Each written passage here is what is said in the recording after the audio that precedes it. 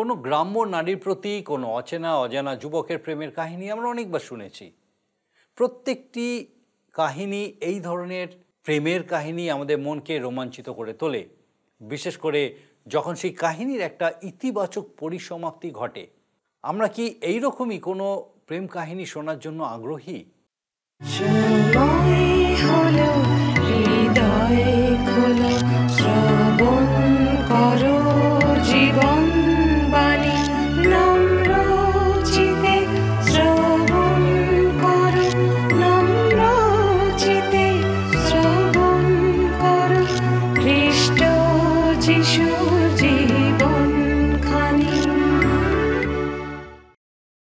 নমস্কার, জীবনবাণী অনুষ্ঠানে আপনাকে স্বাগত জানাই। আমি খুব খুশি ঈশ্বর আপনাকে আরেকবার আমাদের সঙ্গে আমাদের এই জীবনবাণী অনুষ্ঠানে উপস্থিত হতে সাহায্য করেছেন।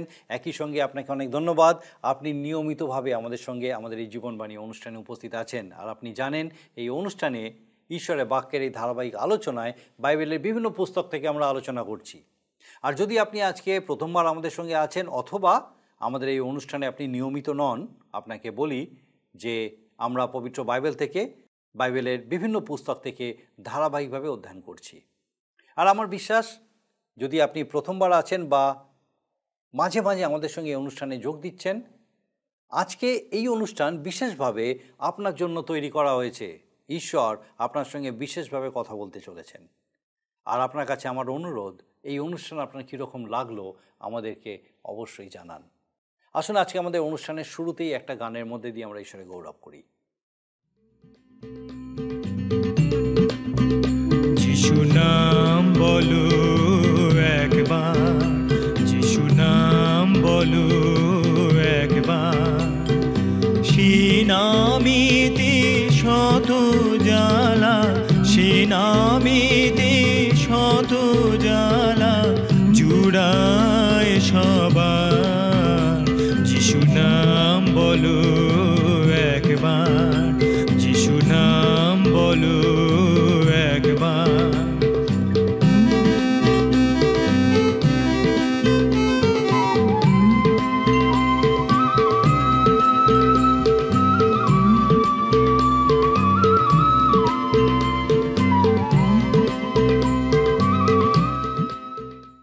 পবিত্র বাইবেলের বিভিন্ন পুস্তক নিয়ে ধারাবাহিক অধ্যয়নে আমরা আমাদের গত পর্বে পুরাতন নিয়মের অন্তর্গত রাজা সলোমনের লেখা পরমগীত নামক পুস্তক থেকে অধ্যয়ন শুরু করেছি।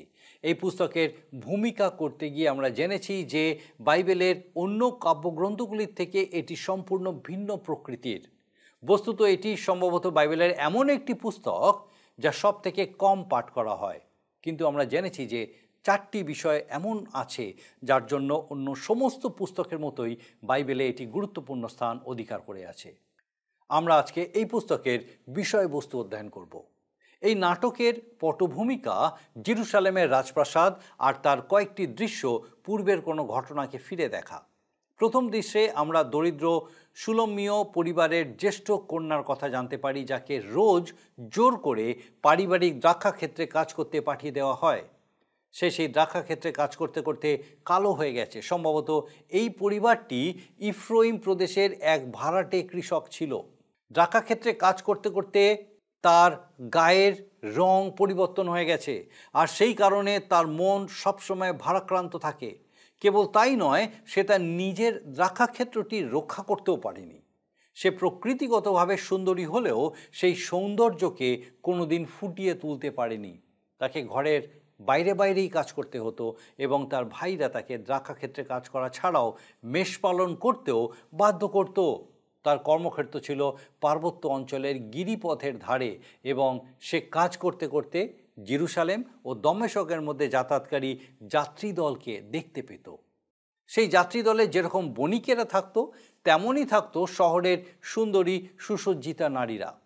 এমনই একদিন কন্যাটি যখন মেষ চড়াচ্ছিল, তখন তার সাথে সাক্ষাৎ হলো একজন সুন্দর মেষপালকের। সে মেষপালক কন্যাটির প্রেমে পড়ে গেল। শেষে কন্যাটিও মেষপালককে তার হৃদয় দান করল। সেই সময় থেকে তারা দুজনে একে অপরের প্রেমে মগ্ন হয়ে দিন কাটাতে লাগলো। দাম্পত্য প্রেম যার অভিজ্ঞতা তারা লাভ করেছিল, তার চেয়ে উত্তম আর কিছু হতে পারে না। কন্যাটি তাকে একজন মেষপালক রূপেই জানত, কিন্তু তার কাছে সেই ছিল একজন বিশেষ মেষপালক, প্রকৃতপক্ষেই সে একজন অভূতপূর্ব মেষপালক ছিল। কন্যাটি তার কোনো মেষকে কোনোদিন দেখেনি। এই বিষয়ে সে তাকে প্রশ্নও করেছিল। একদিন সেই মেষপালক ঘোষণা করলো যে সে চলে যাবে, কিন্তু সে একদিন ফিরে আসবে। তারপর এক একটি করে দিন চলে যেতে লাগলো, আর কন্যাটি অপেক্ষা করে রইল। একটা সময় এলো যখন তার পরিবারের লোকেরা আর তার বন্ধুরা তাকে উপহাস করতে লাগলো, কিন্তু তবু সে তার উপরে ভরসা করেছিল, তাকে ভালোবেসেছিল। সে তাকে স্বপ্নে দেখত। এক রাতে সে শুয়ে থাকার সময় এক সুগন্ধ অনুভব করলো। সেই গন্ধ পেয়ে ঘরের দ্বারের দিকে ছুটে গেল। সে বুঝতে পেরেছিল মেষপালক এসেছে। সে তাকে ভুলে যায়নি, কিন্তু সেই দিন সে তার সাক্ষাৎ পেল না। একদিন সেই কন্যা তার দ্রাক্ষা ক্ষেত্রে কাজ করছিল। হঠাৎ সে লক্ষ্য করলো দূরে পথের উপরে ধোঁয়া দেখা যাচ্ছে। সবাই চিৎকার করে বলল, রাজা সলোমন আসছেন। কিন্তু সে তখন এতই ব্যস্ত ছিল যে রাজার আগমন সে টের পেল না। তারপর কেউ তার কাছে গিয়ে উত্তেজনা সহকারে বলল, রাজা সলোমন তোমাকে খুঁজছেন। তার উত্তরে সে বলল, রাজা কেন আমার খোঁজ করবেন? আমি তো তাকে চিনি না, তার সঙ্গে তো আমার কোনোদিন সাক্ষাৎ হয়নি, তিনি কেন আমার খোঁজ করবেন? অবশেষে সেই কন্যাকে রাজার সামনে উপস্থিত করা হলো। দেখা গেল রাজা সলোমনই হচ্ছেন তার সেই মেষপালক। এখন আমরা এই পুস্তকের ভূমিকাটি আরও বিস্তারিতভাবে অধ্যয়ন করি এবং দেখি যে এই যে প্রেম কাহিনী এখানে আমরা দেখতে পাই, তার মধ্যে খ্রিস্ট ও মণ্ডলী, খ্রিস্টের এবং মণ্ডলীর মধ্যে প্রেমের কোনো মিল আমরা খুঁজে পাই কিনা। প্রিয় বন্ধু, পরম গীত পুস্তকের প্রথম অধ্যায়ের ভূমিকা নিয়ে আলোচনা করব। আমি গত অনুষ্ঠানে আপনাদের কাছে সেই সুলেমিয়ার কথা বলেছি। এই পুস্তকের 1 অধ্যায় 6 পদ যদি আমরা পাঠ করি, তাহলে দেখব সেখানে লেখা আছে, তোমরা আমার প্রতি এইরূপভাবে দৃষ্টি করিও না যে আমি কৃষ্ণবর্ণা, যে সূর্যই আমাকে বিবর্ণা করিয়াছে। আমার মাতৃপুত্রগণ আমার প্রতি কুপিত হইল, আমাকে দ্রাক্ষাক্ষেত্র সকলের রক্ষিকা করিল, আমার নিজ দ্রাক্ষাক্ষেত্র আমি রক্ষা করি নাই। দেখুন, দরিদ্র সুলেমীয় পরিবারের জ্যেষ্ঠ কন্যা যেন সিন্ড্রেলার মতো দ্রাক্ষাক্ষেত্র রক্ষা করার জন্য তাকে বাধ্য করা হলো। দ্রাক্ষাক্ষেত্রে কাজ করার দরুন সূর্যের খরতাপে তিনি কৃষ্ণবর্ণার রূপ ধারণ করেছেন। আপাত দৃষ্টিতে দেখি এই পরিবার ইফ্রাইমের পার্বত্য প্রদেশে বসবাস করে। তারা ভাড়াটিয়া কৃষক, তারা ছেদনকারীও বলা যায়। এই পুস্তকের শেষ অধ্যায়ের মধ্যে 11 পদটিতে এই বিষয়ে চিত্রিত হতে দেখি। লেখা আছে, বালহামনে সলোমনের এক দ্রাক্ষাক্ষেত্র ছিল, তিনি তা কৃষকদিগকে জমা দিয়াছেন। তার ফলের মূল্য প্রত্যেকে 1,000 মুদ্রা দেবে। আমার মনে হয় যে প্রথম দৃশ্যটার ঘটনাবিন্যাস এইখানেই। এই কন্যাটি সূর্যের তাপে দগ্ধ এবং অপমানিতার অনুভব প্রাপ্তা। সূর্যের তাপে দগ্ধ হওয়া হেতু কৃষ্ণবর্ণ কালো রূপ ধারণ তখনকার সময় এক কঠিন পরিশ্রমী কন্যার প্রমাণ। রাজভবনে স্ত্রীলোকেরা চাইতেন যতদূর সাধ্য তাদের গায়ের চামড়াকে সুন্দর মসৃণ রাখতে। অথচ আজকের দিনে সূর্যতাপকে মানুষ গ্রহণ করবার জন্য ছুটে যায় সমুদ্রের তীরে। আমরা দেখি সম্মানীয় লোকেরাই করে, আজ আর তো অপমানজনক নয়। সুলেম মিয়া শুধুমাত্র দ্রাক্ষাক্ষেত্র, সেই দ্রাক্ষাক্ষেত্রে কাজ করেই একথা বলেননি, কিন্তু আরও বলছেন তার নিজস্ব দ্রাক্ষাক্ষেত্র সে রক্ষা করতে অসমর্থ হয়। অর্থাৎ সুন্দরী হওয়ার জন্য তাকে কোথাও অনুশীলন করার প্রয়োজন হয়নি। সে প্রকৃতই এক সুন্দর তরুণী, অথচ তার সৌন্দর্য বৃদ্ধি করতে বা তার নিজের বর লাভ করতে সে অসমর্থ হয়। কন্যাটিকে গৃহের বাইরে কত সময় অতিবাহিত করতে হয়, আর কঠিন পরিশ্রমের উদ্দেশ্যেই তাকে গৃহের বহিস্থ রূপে থাকতে হয়। তার ভাইরা তাকে মেষপাল তত্ত্বাবধানের কাজেও নিযুক্ত রেখেছিল। তাই সলোমনের পরমগীতের 1 অধ্যায় 8 পদে আমরা পড়ি, লেখা আছে, ওই নারীকুল সুন্দরী, তুমি যদি না জানো তবে পালের পদচিহ্ন ধরিয়া গমন করো এবং পালকদের তাম্বুগুলির নিকটে তোমার ছাগ বৎসদিগকে চড়াও। তাহলে দেখা যাচ্ছে যে কন্যাটি দ্রাক্ষাক্ষেত্রে কাজ করত এবং মেষপালও চড়াত। এবার দেখি যে যেখানে সে কাজ করত তা ছিল পার্বত্য অঞ্চলের দিকে, মরুযাত্রী দলের স্থানান্তরে যাওয়ার পথে। পরমগীতের 3 অধ্যায় 6 পদে গন্ধরস ও কুন্দুরিতে সুবাসিত হইয়া বণিকের সর্বপ্রকার দ্রব্যে সুবাসিত হইয়া ধূমস্তম্ভের ন্যায় প্রান্তর হইতে আসিতেছে। উনি কে? কন্যাটি দেখে যে বণিকদের শিবিকাগুলো, আরও দেখেন শিবিকাগুলো রাজবাড়ির রূপসী সুন্দরী নারীদেরকে বহন করে নিয়ে চলেছে। আশ্চর্য! ওই নারীরা কিন্তু সূর্যের খরতাপে দগ্ধ হয়নি, তাই সূর্যতেজের দ্বারা তারা হয়নি কৃষ্ণবর্ণা। যখন তারা উট বা হাতির পিঠে গমন করে, তাদের মাথার উপরে থাকে চন্দ্রতাপ। সুলেম মিয়া আরও দেখে চলেন তাদের মহামূল্যবান আবরণ ও আভরণগুলো চকচকে রেশমি বস্ত্র ও মণিরত্ন জহরতের অলঙ্কারে তারা সুসজ্জিতা। সেগুলোর কোনোটির মতো তার কিছুই কখনো ছিল না, শুধু তার স্বপ্নই দেখে। জানেন আপনি, শিবিকাগুলো পথ অতিক্রম করার সময় সুলেম মিয়া পায় গুলগুল সুগন্ধি নির্যাসের সৌরভ। আমরা দেখতে পাবো কেমনভাবে এই দৃশ্যটি প্রভু যীশু খ্রিস্টের জন্ম ও মৃত্যু উভয়েরই বিস্ময়কর চিত্রকে তুলে ধরেছে। প্রভুর জন্মের সময় উপহার স্বরূপে তিনি পেয়েছিলেন গুলগুল সুগন্ধি নির্যাস, আর তেমনি পেলেন মৃত্যুতেও আনিত হয়েছিল তাঁর দেহে মাখাবার জন্য। আমরা তাহলে পাই এক আত্মিক চিত্র, যার সত্যতা আমাদেরকে প্রভু যীশু খ্রিস্টের আরও কাছে নিয়ে আসে। একদিন মেষ চড়াবার সময় কন্যাটির কাছে এলেন এক সুন্দর মেষপালক। মেষপালক কন্যাটির প্রেমে বিভোর হলেন। বললেন, যেমন কণ্টক বনের মধ্যে শোষণ পুষ্প, তেমনি যুবতীগণের মধ্যে আমার প্রিয়া। এই চিত্র খ্রিস্ট মণ্ডলীর। পুনরায় বললেন ওই মেষপালক, ওই মম প্রিয়ে, দেখো তুমি সুন্দরী, দেখো তুমি সুন্দরী, ঘোমটার মধ্যে তোমার নয়ন যুগল কপতের ন্যায়, তোমার কেশপাশ এমন ছাগপালের ন্যায়, যাহারা গিলিয়ত পর্বতের পার্শ্বে শুইয়া থাকে। এই ভাষা সুন্দর, কাব্যময়। এই চিত্র মণ্ডলীর প্রতি খ্রিস্টের প্রেমকে দেখায়। খ্রিস্ট যিশু মণ্ডলীকে প্রেম করলেন এবং মণ্ডলীর জন্য নিজেকে প্রদান করলেন। শেষে কন্যাটি মেষপালককে তার হৃদয় দিলেন। এবারে লক্ষ্য করি পরমগীতের 2 অধ্যায় 3 পদটি, যেমন বনতরুগণের মধ্যে নাগরঙ্গ বৃক্ষ, তেমনি যুবকগণের মধ্যে আমার প্রিয়। আমি পরম হর্ষে তাহার ছায়াতে বসিলাম, তাহার ফল আমার মুখে সুস্বাদু লাগিল। লক্ষ্য করুন, প্রেম কথাটা ব্যবহৃত হয়েছে বধূর সম্পর্কিত কথায়, এবং প্রিয় কথাটি ব্যবহৃত বরের কথা প্রসঙ্গে। মথিলিখিত সুসমাচারের 11 অধ্যায় 28 এবং 29 পদে প্রভু যীশু আমাদের এক আমন্ত্রণ জানিয়েছেন, হে পরিশ্রান্ত ভারাক্রান্ত লোক সকল, আমার নিকটে আইসো, আমি তোমাদেরকে বিশ্রাম দেব।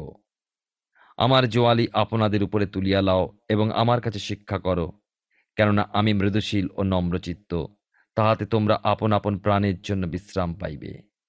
প্রিয় শ্রোতা বন্ধু, আপনি কি জানেন প্রভু যীশু খ্রিস্টেতে বিশ্রাম লাভের কথা এখানে বলা হয়েছে?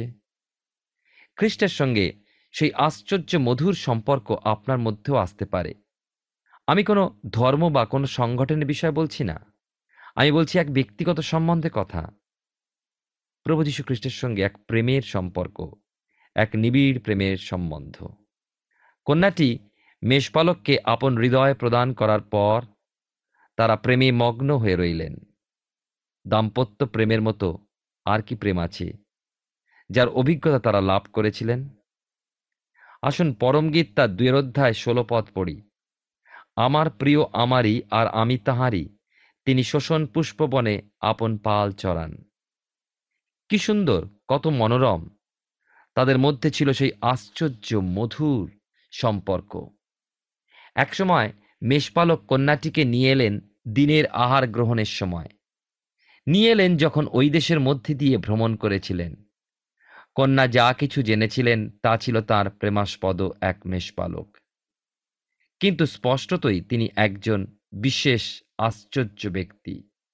পরমগীত তার 2 অধ্যায় 4 পদে তাই পড়ি, তিনি আমাকে পানশালাতে লইয়া গেলেন, আমার উপরে প্রেমই তাহার পতাকা হইল। মেষপালক বিশেষ একজন, কিন্তু কন্যা তার কোনো মেষই দেখতে পেলেন না। তাই কন্যার জিজ্ঞাসা তার মেষের বিষয় পরমগীতের 1 অধ্যায় 7 পদে, হে আমার প্রাণ প্রিয়তম, আমাকে বলো, তুমি পাল কোথায় চড়াইতেছ? মধ্যাহ্নকালে কোথায় শয়ন করাইতেছ? আমি কেন অবগুণ্ঠনবতীর ন্যায় হইব তোমার সখাদের পালের নিকটে?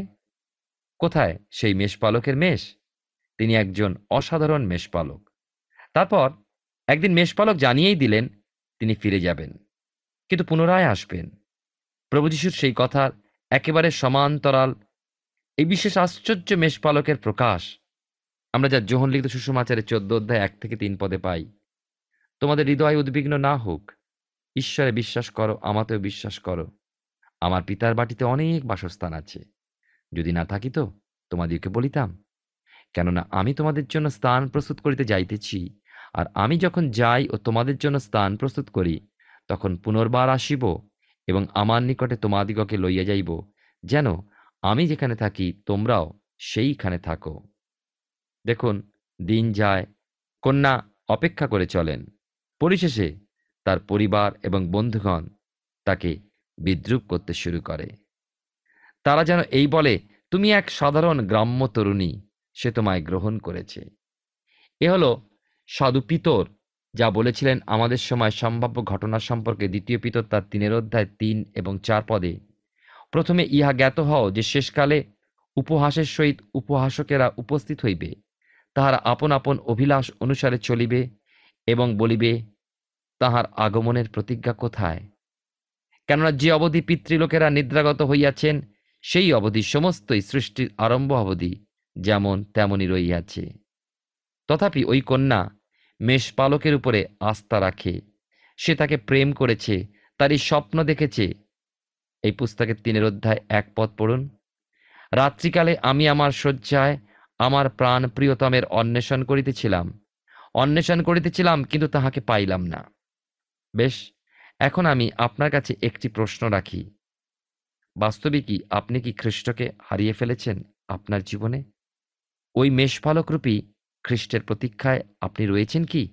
এক রাত্রে সে অস্থির হয়ে শয্যায় শুয়ে পড়ে এবং তার ঘরের মধ্যে মিষ্টি সৌরভের আঘ্রাণ অনুভব করে। তখনকার কালে এরকম রীতি প্রচলন ছিল যে প্রেমাস্পদ দরজা খোলার উদ্দেশ্যে দরজার হাতলের উপরে সুগন্ধি নির্যাস মাখিয়ে রাখবে। আর কন্যা এই সুবাস উপলব্ধি করল এবং দুয়ার খুলে দেওয়ার জন্য উঠে গিয়েছিল। তার অনুভব শুনি পরমগীত তার 5 অধ্যায় 5 পদে, আমি আপন প্রিয়ের জন্য দুয়ার খুলিতে উঠিলাম, তখন গন্ধরসে আমার হস্ত ভিজিল, আমার অঙ্গুলি দ্রব গন্ধরসে ভিজিল অর্গলের হাতলের উপরে। সুলেম মিয়া জানে তার প্রিয় সেখানে রয়েছেন। কন্যা জানে তার প্রিয় তাকে নিশ্চয়ই বলেনি। আজ আপনার জীবনে কি খ্রিস্টের সৌরভ, সেই সুগন্ধের সাক্ষ্য রয়েছে কি? প্রিয় শ্রোতা বন্ধু, প্রিয় ভাই ও বোন, ধর্মীয় বাহ্যাড়ম্বরে সন্তুষ্ট বা তৃপ্ত থাকবেন না। উপস্থিত বা ঠিক এই মুহূর্তে খ্রিস্ট আপনার কাছে কি চাইছেন সে সম্বন্ধে সজাগ আছেন তো? খ্রিস্টের সৌরভ, সুগন্ধ নিজের নিজের জীবনে রয়েছে কিনা আসুন তা আমরা যাচাই করে দেখি। এবারে দেখি, এখন কন্যা জানে তার প্রিয় তার কাছেই রয়েছে। প্রভু যীশু বলছেন, আর দেখো আমি যুগান্ত পর্যন্ত প্রতিদিন তোমাদের সঙ্গে সঙ্গে আছি। সাধু পৌল বলতে পেরেছিলেন তার বন্দিত্বের মুহূর্তগুলোতে প্রভু তার পাশেই রয়েছেন, তার অতি নিকটে দাঁড়িয়ে, কারণ ঈশ্বর প্রতিশ্রুতি দিয়েছেন, আমি কোনো ক্রমে তোমাকে ছাড়িব না ও কোনো ক্রমে তোমাকে ত্যাগ করিব না। একদিন দ্রাক্ষাক্ষেত্রে কার্যরত অবস্থায় তার অনুভব শুনি পরমগীত তার 2 অধ্যায় 15 পদে, তোমরা আমাদের নিমিত্ত সেই শৃগালদিগকে, ক্ষুদ্র শৃগালদিগকে ধরো, যাহারা দ্রাক্ষার উদ্যান সকল নষ্ট করে, কারণ আমাদের দ্রাক্ষার উদ্যান সকল মুকুলিত হইয়াছে। কন্যা যথাসময় আঙুরগুলো তুলে নেবে, ফলে শৃগালরা তার অধিকারী হবে না। সেই দেশে আমাদের মতন আঙুর ঝুলিয়ে রাখা হতো না, উদ্দেশ্য শৃগালদের চোখ হতে দূরে রাখা। কন্যাটি আঙুর তুলে তুলে ভূমিতে এক পাশে রাখে এবং তার নিচে উঁচু পাথর রাখে, যেন সেই শৃগাল বা শিয়ালেরা সেগুলো নাগাল না পায়। পথের ধারে কন্যাটি যখন দ্রাক্ষাচয়নের কাজে রত, সেই সময় এক ধূমের স্তম্ভ, সেই ধোঁয়া দৃষ্টিপথে তার পড়ল। পরমগীত তার 3 অধ্যায় 6 পদে লেখা আছে, গন্ধরস কুন্দুরুতে সুবাসিত হইয়া বণিকের সর্বপ্রকার দ্রব্যে সুবাসিত হইয়া ধূমস্তম্ভের ন্যায় প্রান্তর হইতে আসিতেছেন, উনি কে? সেই উচ্চ শব্দ এগিয়ে চলে, দেখো উহা সলোমনের শিবিকা। কিন্তু কন্যাটি তার কার্যের অত সে জানে না, চেনে না রাজা সলোমনকে। কেউ এলো উত্তেজিতভাবে কন্যার কাছে এসে জিজ্ঞাসা করে, ওহ রাজা সলোমন তোমারই বিষয় জানতে আগ্রহী। আর কন্যাটি বলে, আমার কথা? কিন্তু আমি তো চিনি না রাজা সলোমনকে, তার সঙ্গে আমার তো কখনো সাক্ষাৎ হয়নি, কেন তিনি আমার কথা জিজ্ঞাসা করবেন? পরমগীতের 2 অধ্যায় 8 থেকে 10 পদে তাই শুনি লেখা আছে, ওই মম প্রিয়ের রব, দেখো তিনি আসিতেছেন পর্বতগণের উপর দিয়া, উপপর্বতগণের উপর দিয়া লম্ফে ঝম্পে আসিতেছেন। আমার প্রিয় মৃগের ও হরিণ শাবকের সদৃশ, দেখো তিনি আমাদের প্রাচীরের পশ্চাতে দাঁড়াইয়া আছেন, বাতায়ন দিয়া উঁকি মারিতেছেন, জাল দিয়া কটাক্ষ করিতেছেন। আমার প্রিয় কথা কইলেন, আমাকে বলিলেন, ওই মম প্রিয়ে উঠো, ওই মম সুন্দরী এসো। এই জন্য কন্যাটি রাজা সলোমনের সামনে আনিতা হলেন। আপনি কি জানেন রাজা সলোমন কে? কেন তিনি ওই কন্যার মেষপালক এবং কেনই বা ওই কন্যার উদ্দেশ্যে তিনি এসেছেন? যোহন লিখিত সুসমাচারের 10 অধ্যায় 27 এবং 28 পদে প্রভু যীশুর প্রতিজ্ঞা শুনুন, আমার মেষেরা আমার রব শোনে, আর আমি তাহাদিকে জানি এবং তাহারা আমার পশ্চাৎ গমন করে, আর আমি তাহাদিকে অনন্ত জীবন দিই, তাহারা কখনোই বিনষ্ট হইবে না, এবং কেহই আমার হস্ত হইতে তাহাদিকে কাড়িয়া লইবে না।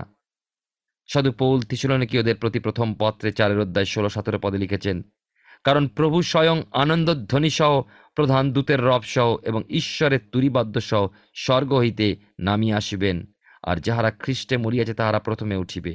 পরে আমরা যাহারা জীবিত আছি, যারা অবশিষ্ট থাকিব, আমরা আকাশে প্রভুর সহিত সাক্ষাৎ করিবার নিমিত্ত একসঙ্গে তাহাদের সহিত মেঘযোগে নিত হইব, আর এইরূপে সতত প্রভুর সঙ্গে থাকিব।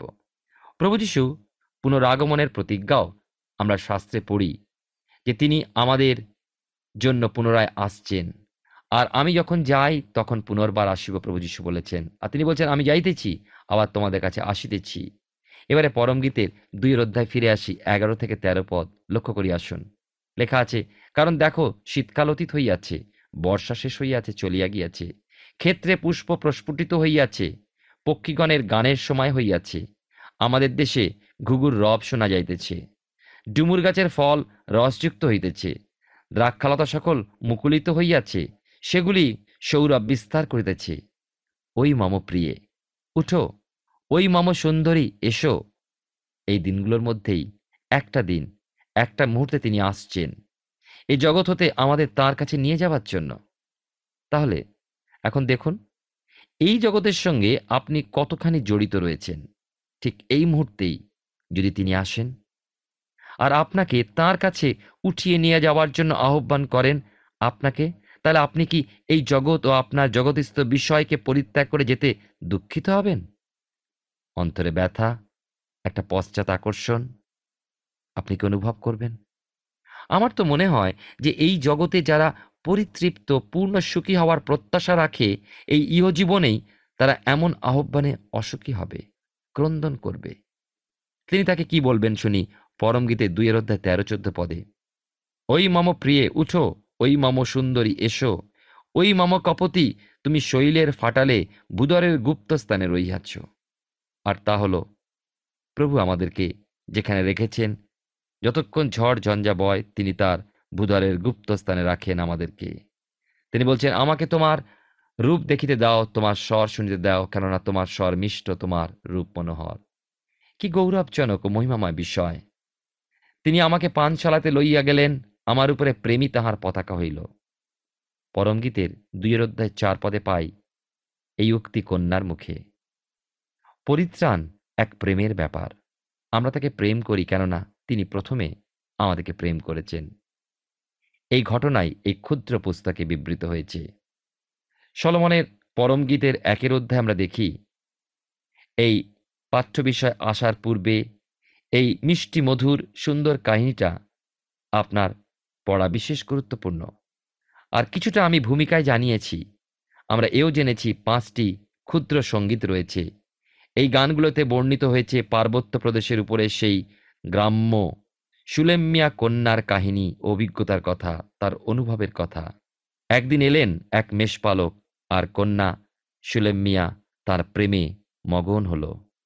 কন্যার প্রেমে বিভোর হলেন ওই মেষপালকও। একসময় মেষপালক কন্যাকে ছেড়ে চলে গেলেন, কিন্তু দিয়ে গেলেন প্রত্যাবর্তনের প্রতিশ্রুতি। সুলেম মিয়া যত শীঘ্র প্রত্যাশা করেছিল, মেষপালক এলেন না তত শীঘ্রই। একদিন ঘোষিত হলো রাজা সলোমন এসেছেন ওই গ্রাম্য তরুণী সুলেম মিয়াকে দেখার বাসনা নিয়ে। কন্যা তা বিশ্বাসই করতে পারে না। কিন্তু যখন রাজার সম্মুখবর্তী করা হলো ওই কন্যাকে, তখন কন্যা দেখে ওই রাজা তার প্রেমাস্পদ মেষপালক। প্রিয় বন্ধু, আজ আর সময় নেই, কিন্তু এই কথাই বলি, প্রভু যীশু আমাদেরকে আবার আসবেন বলে প্রতিশ্রুতি দিয়ে চলে গিয়েছেন, আবার আসছেন।